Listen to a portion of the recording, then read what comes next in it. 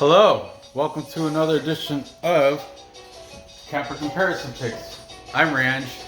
Today I'll be giving you the Capper Comparison Picks for UFC San Diego. Before I get into this, I want to really quick, I'm not going to take too much time, go over how I did last Saturday for UFC Vegas 59.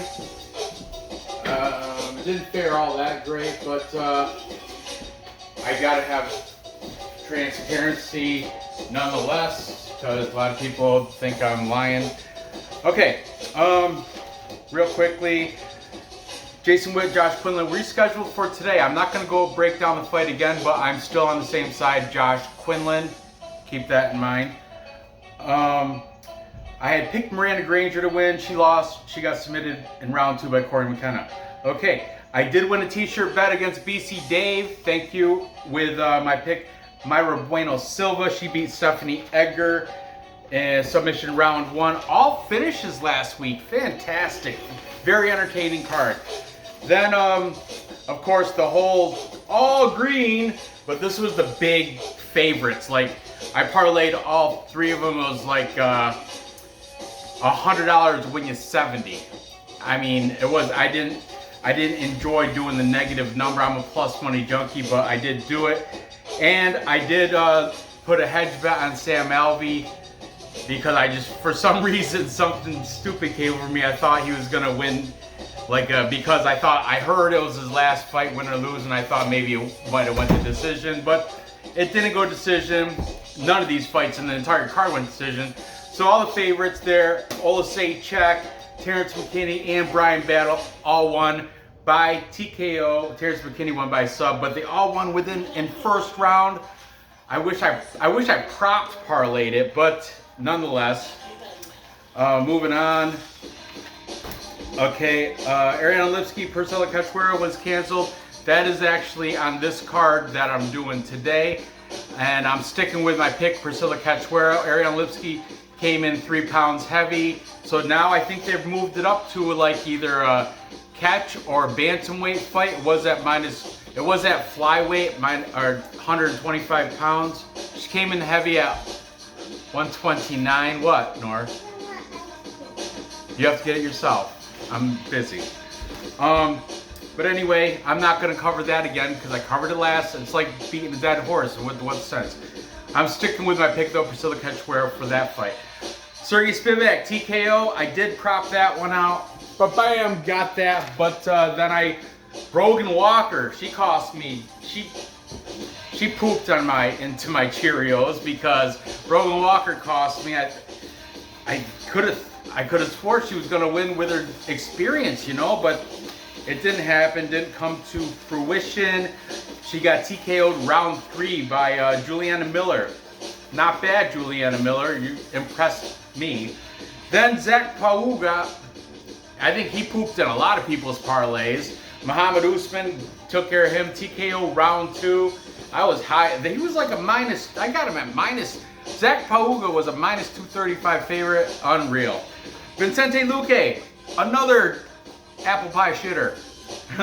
Jeff Neal took care of him. TKO. I didn't swear. I said hitter. Apple pie hitter. Jeff Neal, hands of steel. Showed he does have hands of steel. First person to ever TKO Vicente Luque, took care of it in round 3. And finally, just like the rest of the world, I got Jamal Hill. He got TKO round 4. I thought he was going to do it by submission. But so overall, have your brother help you or something. I can't. I'm in the middle of a video, Nor. Overall, I went 6-4, unless you're holding me to the flipping my pick to Sam Alvey, which I did on Papology, but I didn't on here. So whatever. If you want to use the Sam Alvey thing, I guess I went 5-5. Anyway, I lost money. I lost probably because of Brogan Walker, Vicente Luque, Zach Pauga, because of those crap.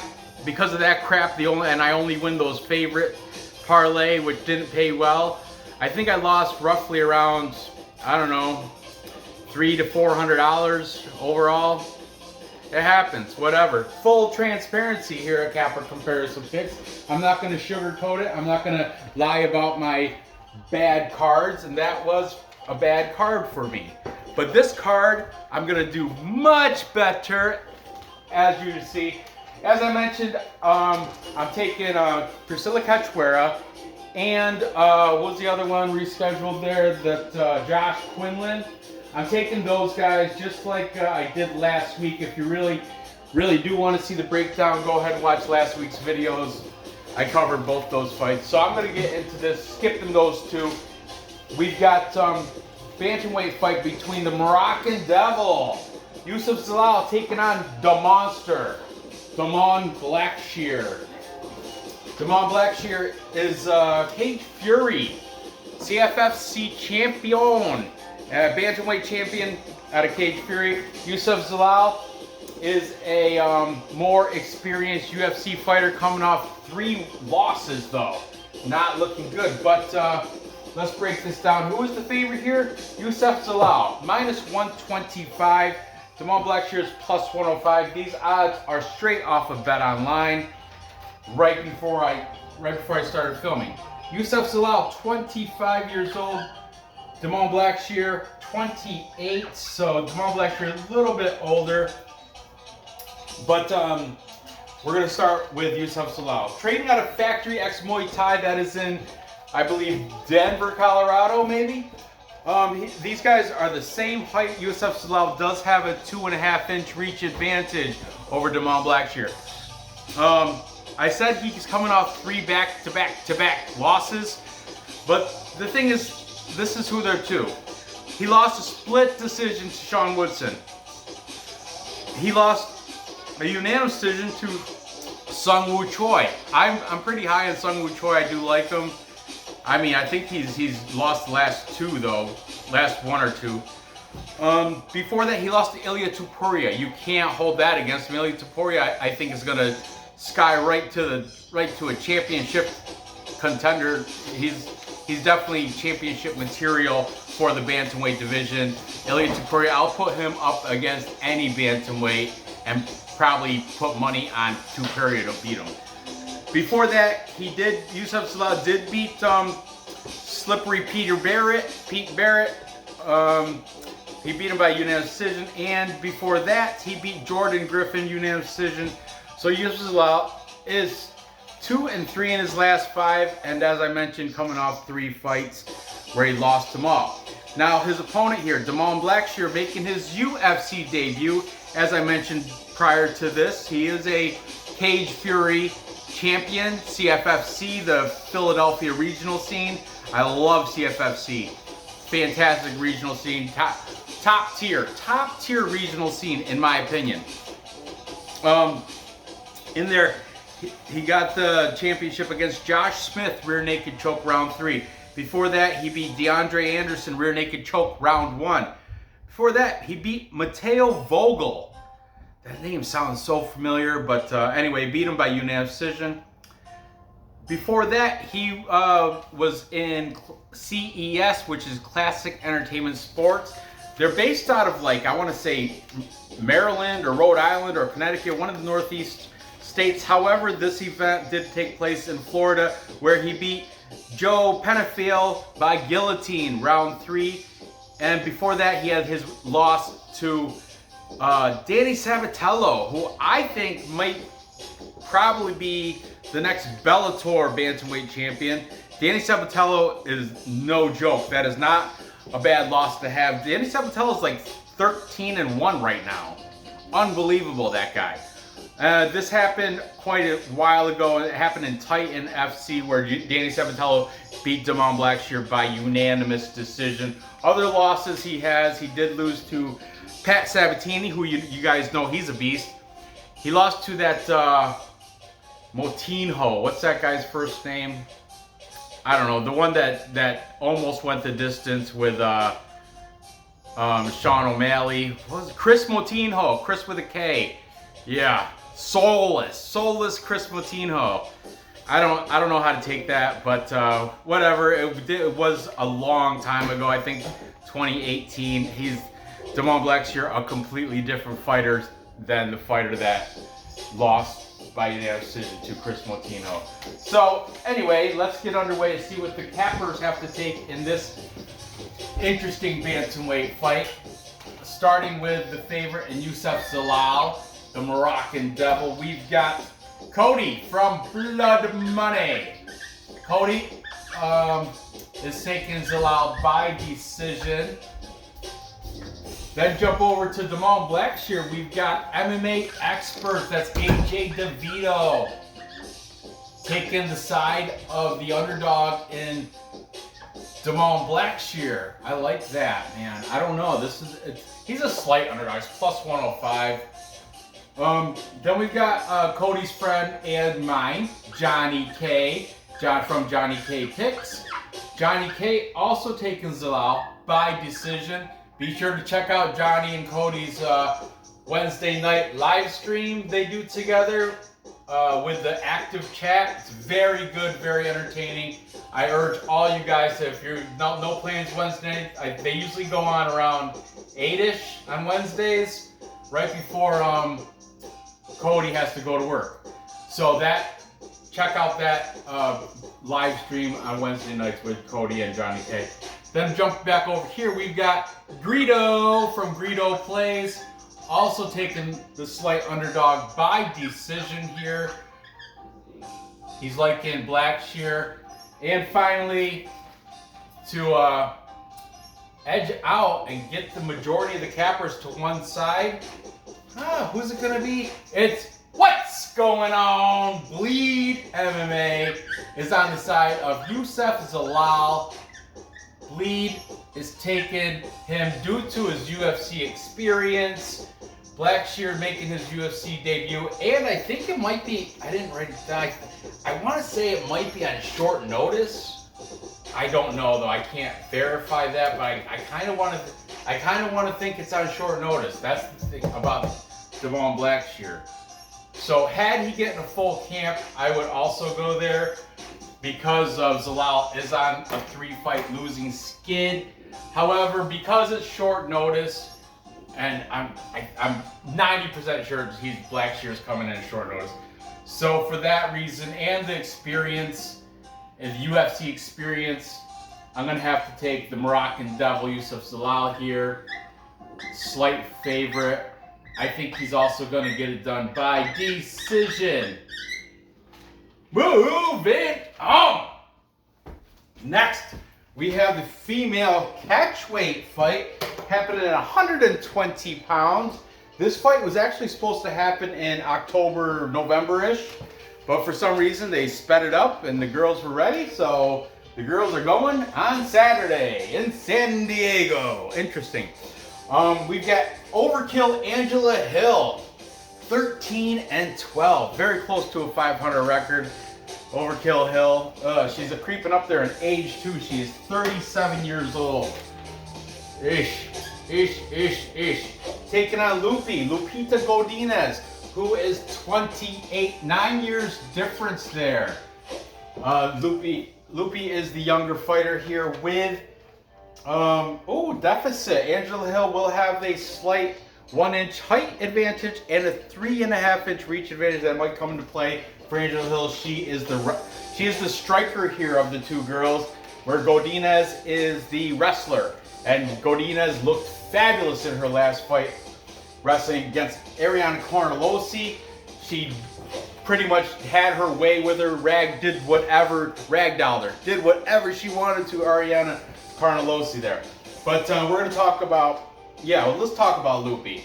Before the Carnelossi fight, she did 3 fights in a course of like 3 weeks or something phenomenal. It happened like in October, November of 2021, and I remember the first 2 fights were like bing bing, and then she had maybe 2 weeks and she took the last fight. But I know it was 3 fights in a record amount of time, very close together. Most recently, it was a win against Loma Loca Bone Me. She won by unanimous decision. That was the fight that happened in November. Before that, she took a loss to Luana Carolina, where she came in short notice and I believe she went up a weight class too. Don't quote me on that. I'm not 100% sure, but I think she came in on like a quick short notice and up a weight class with no camp, because the fight prior to that, she had literally 5 days before this, 5 days before that, she beat Silvana Gomez Juarez by armbar in round 1. And before that, she did take a split decision loss to Jessica Penne, but if you guys check that fight out, robbery, she got robbed. Loopy got robbed by Jessica Penne. And I will never forgive Jessica Penne for that, because Loopy should have won that. The judges were blind. I lost. Oh, I'm still salty about it. But anyway, whatever, it's in the past. Why bring up old stuff? Loopy fights out of 10th Planet in Vancouver, British Columbia. Shout out to Dave, BC Dave. Loopy is a Mexicanadian, roots out of Mexico, lives and trains now out of Vancouver, British Columbia, Canada. So a Mexicanadian. Now her opponent is the aged veteran Angela Hill. 13 double-digit losses, 12 losses, 13 wins, 12 losses. If she loses this, she's going to be a 500 fighter. Boy, Angela Hill, she's somewhat like the female version of Sam Alvey, because, man, she has a lot of close fights and the decisions do not go her way. I know she's been subject to a couple decision robberies as well, where she should have won but did not. I'm going to read her last 5. Most recently, she lost to Virna Jandiroba unanimous decision. That one she should have lost.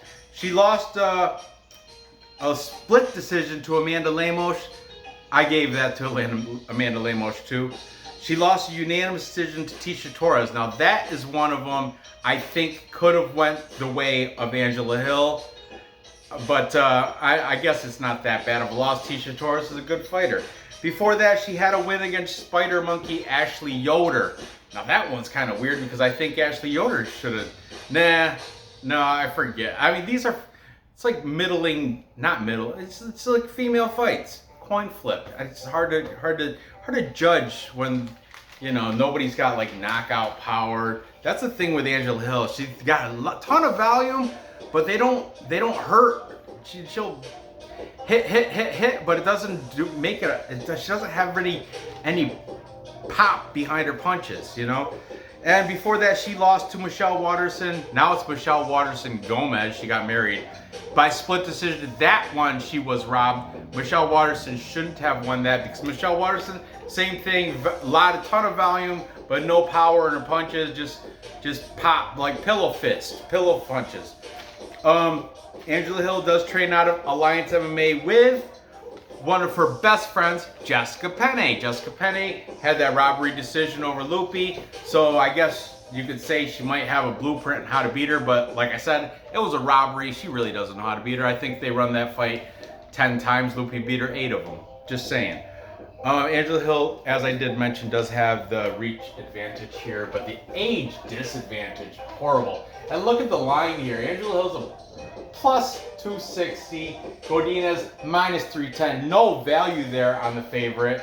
Minus 310 for a female fight. Come on.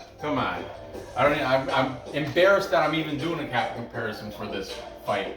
But nonetheless, I did the research. Looked at their Instagrams. I looked at their Tapology and wrote all the crap down. So let's go through it. I watched all the cappers. Let's see. Taking the favorite, the minus 310, 3-1 favorite in Lupita Godinez. We've got, what's going on? Bleed MMA. I'm gonna just fly through these. You know everybody's on the side here. Greedo from Greedo Plays by decision. We've got Johnny K by decision. Interested. Does anybody out there in YouTube that's watching this, anybody have a pick for Angela Hill? If so, put it in the comments. I'd love to hear the contrarian side. I'd love to hear the contrarian point of view. Blood Money, Cody also, Godinez, all about it. Shout it, then lock it in. And AJ DeVito from MMA Experts. All of them on the side of Godinez, making this a full capper consensus. Full capper consensus is when all the handicappers pick the same side of the whiteboard. In this case, everybody's on the same side of Lupita Godinez, as am I. It's just Angela Hill. She should just get up there. It's too far up there in age. Look at that, 13 and 12. Come on, it's not even. This is a bad matchup. I don't know if they're just trying to get Angela Hill out. I know Angela Hill has been doing some commentating. I've seen her behind the desk in a lot of these events for fight nights and stuff. So she definitely has. And in her Instagram, she has one booty pic, like she's leaning against the car, like, and she even calls it. She was like, "I've decided to throw a hoe pic in there," and she looks fine. But that's fine. That's all right. I did it. You can. There'll be another one, so don't worry about it. Okay. But I'm going with Lupi Godinez here by decision. My money is not really. I will throw her in this parlay. I parlay every show I do, 3-leg parlay, and I'm a man of my word, so I will throw her into this one, but that's about it for Lupi. This and the full card parlay, the perfect parlay, like Perfect Parlay Pursuit. But yeah, there's no value at -310 on a female fight. Stay the heck away from that. And you know, who knows, maybe Angela Hill can shock the world, surprise everybody. But I like Lupi, and I would like to have had her in a tougher matchup than Angela Hill, but what are you gonna do? I'm not Sean Shelby. I'm not matching these fights up. So moving on. Next we have a flyweight showdown between Odi Osbourne, the Jamaican sensation, and Tyson Nam. Tyson Nam here, kind of in the same boat as Angela Hill. Upwards in age. He is 38. Yes, sir. Double-digit losses. Yes, sir. Going against Odi Osbourne, who is 30 years old with single-digit losses, 11 and 4. The line is not as wide as that one, but still too wide for my liking. Odi Osbourne is the -245 favorite with a professional record of 11 and 4. Tyson Nam comes in 20 wins, 12 losses, and 1 draw. And he is the +210 underdog. Double your money if you're a Tyson Nam fan. I suppose he's live, I guess. He does have a very strong right hand that can, if he connects with it, I mean, Odi Osbourne's been finished before. Let's break this down, I suppose. Starting with the favorite in Odi, the Jamaican sensation Osbourne. He's coming off a win against Zarrukh Adeshev. Took him out TKO round 1, a minute deep into round 1, 101 to be exact. A minute deep, Odi Osbourne took him out TKO. I think it was like an overhand or a cross or something, 2 ground strikes. That's how it was. Before that, he beat CJ Vergara. Unanimous decision. He did lose prior to that to Manel Kape. I don't know. Kape Manel. Manel Kape took care of him with a flying knee. Round 1. And that was a very impressive move from Manel Kape there. Before that, Odi Osbourne beat Jerome Rivera. Now this one, a left cross, 26 seconds of round 1. Talk about impressive. That's Jerome Rivera. Jerome Rivera is not like a bum. He's not a bum. He's got some good UFC wins. So Odi Osbourne took care of that. And before that, though, he lost to Brian Boom Kelleher. But Brian Kelleher is known to pull a guillotine out of his ass anytime, and that's exactly what he did. Brian Kelleher got the guillotine, pulled it out, and caught Odi Osbourne round 1 with that. Odi Osbourne training out of Syndicate MMA. He will come into this fight with a 4-inch reach advantage. These fighters are the same height, but Ode Osbourne does have that 2-inch reach on each limb.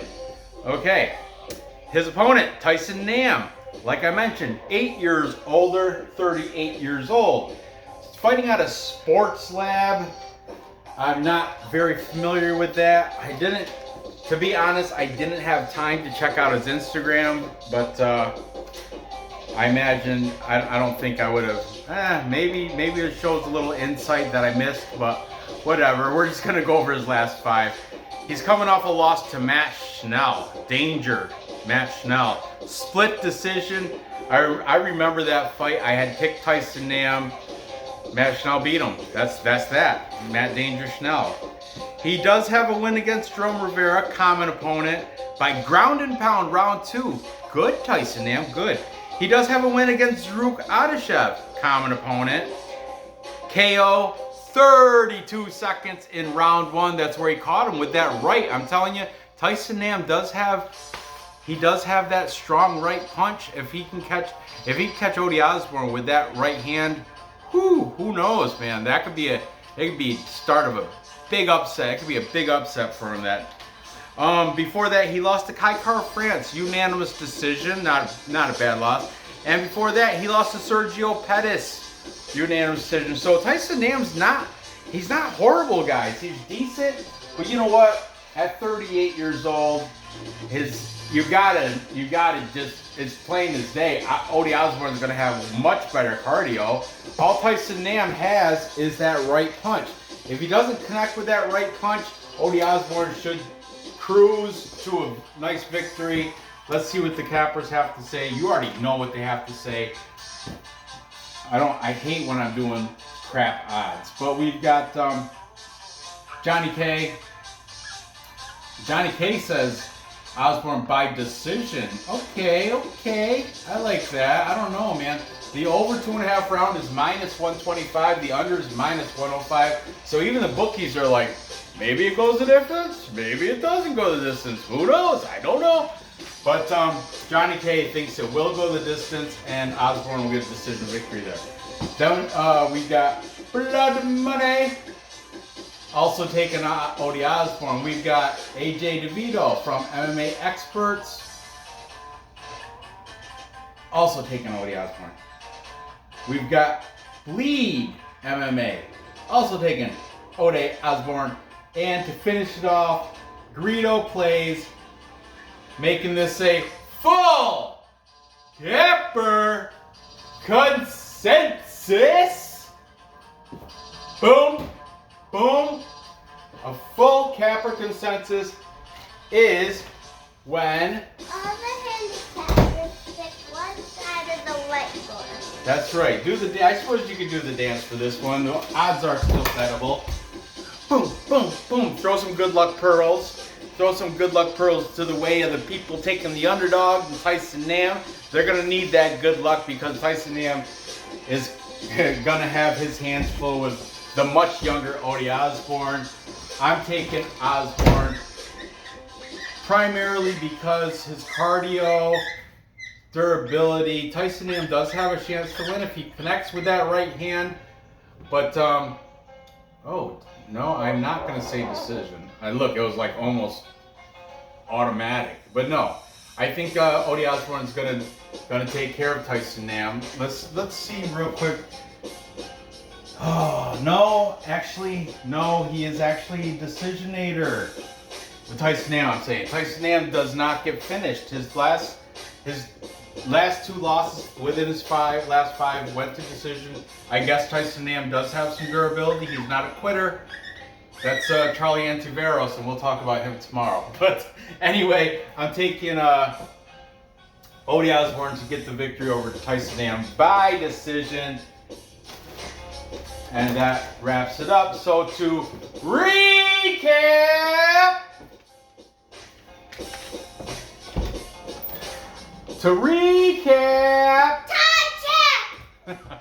got it, girl. Time check indeed. What we got? We are right on time. To recap, I've got Youssef Zalal beating Damon Blackshear. This is the best fight of the three here. The closest fight. It could go either way. Blackshear is very good. However, I think he's coming at a short notice. Zalal had a full camp. So I'm going to take Yusuf Zalal to get the decision victory there. Then I got Lupita Godinez getting a decision over Angela Overkill Hill because of age and, oh, what is that, Peach? And then finally I've got Odi Osborne for the same reasons as that fight, age being a big factor to me, and also Osborne has more paths to victory. Nam's only path to victory is catching him with that right.